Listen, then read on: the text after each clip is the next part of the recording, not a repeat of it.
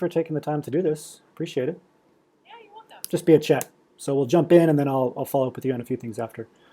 Okay. And then just give me, for clarity, how you say your name one more time? Marlies. Marlies. Yeah, I always say it's a hard.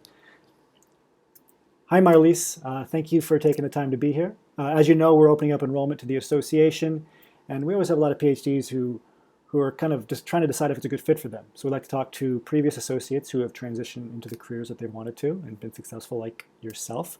So thank you for taking the time to share your story. Oh, you're welcome. It's a pleasure to give back to the association from all that has been given to me. Sure. After enrolling.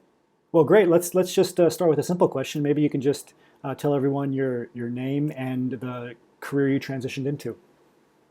Okay, my name is Marlies Ozias, and I am currently a Medical Science Liaison for Bristol-Myers Squibb. Yeah, great. Congratulations again. So you've had this success, but I want to rewind a little bit and ask you, what was the troubles you were having before in terms of your job search, before you joined the association and got the job? Some of the pain points you hit, some of the sticking points that you hit.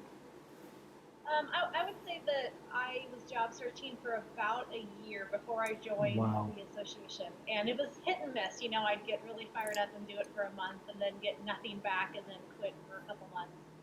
And so I had been in 2 in-person interviews and a couple phone interviews from other companies, and I could never seem to seal the deal. Yes. And so it was after that last one that I was just up against the wall, didn't know what to do, didn't know how I could break through when you opened the enrollment, and it was like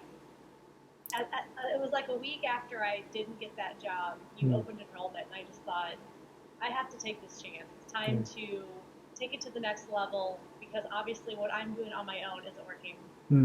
No, yeah, and something a lot of PhDs experience. And so, okay, so you took that chance, you enrolled in the association. What were some of the immediate benefits you saw in terms of the materials that you went through, some of the, I guess, the aha moments that you had? I didn't realize how downtrodden and desperate I had become. If you hear no for a year, over time it erodes your self-confidence. Plus, being in a postdoc where you're not really flourishing, you don't realize how low and scattered your brain and your emotions really are. And so the immediate thing that I appreciated about the association was that module 1, that what is hope? How do you get it? We need to start at square one and build you back up so that you can go out there and be your best self. I didn't realize how low I was before I started module 1. No, that's great, and that's something, with the materials that are unique to the program, is you have the very practical stuff, resumes and everything, but you also have the stuff to get that foundation back so you can walk confidently into interviews and know your value, and that's something that resonated with you, so thanks for sharing. My next question is, and really the last question, is I want to ask from your perspective about the group, the private group of associates that you have access to. What was some of the value you found in the group, and how did it help you specifically?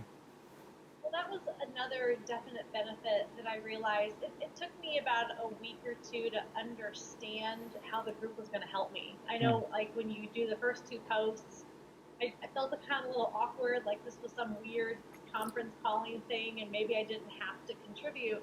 But within a couple weeks, I realized that community bond that the group served. And again, I didn't realize how much I was lacking in having that support group, in building me up, supporting me, understanding that there were hundreds of other PhDs all across the nation and world who were in the same situation I was. Yes. Again, you feel so isolated and alone, and you think that you're the only PhD that can't get a job in industry. And it makes you kind of, pick on yourself a little bit. And so seeing that there were so many of us that wanted to get to that, dream job, and we could all do it together and all support each other, was a really, really nice benefit. No, that's great. Well, thank you for taking the time to share your perspective here. I look forward to continuing to interact with you in the group and continuing to watch your career success. Yeah, thank you so much. It's been a pleasure. Thanks, Marlies.